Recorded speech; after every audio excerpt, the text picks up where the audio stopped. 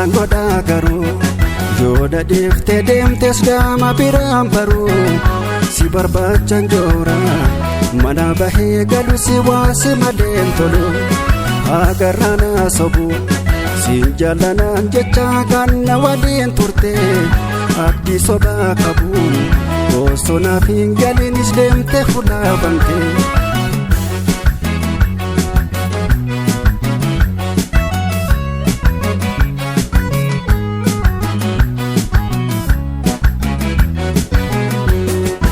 Imaltuu jiru koof si godhadhe bara koo hundumaaf si abdadhe si waliin jiraachuu murteeffadhe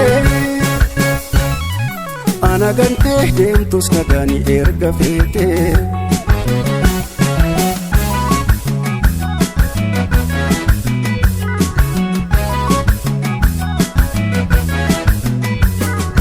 Sedabee fiddi boomu nagaan seefa wayyoomu carraa gargar nu baase malee ogaraan yoom dandeesse rabbi tokko nu goone kanaaf kan adda baane ogaraan nan dandeessu waan hundaaf saa milkeessu.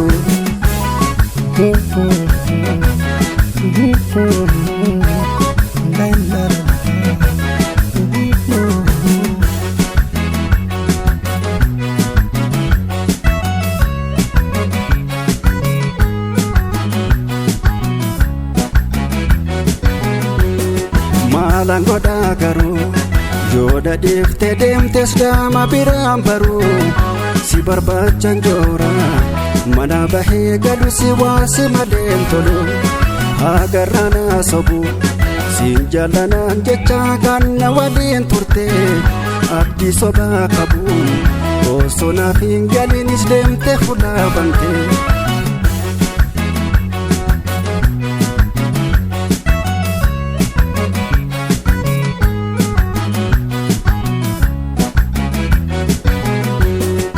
Abdii jaalala koof keerra horii filte hiyyummaa koof jechaas kan na dhiifte horiin barfiteensa borni dhumti erga horii caalchifatte si beenna gaatti.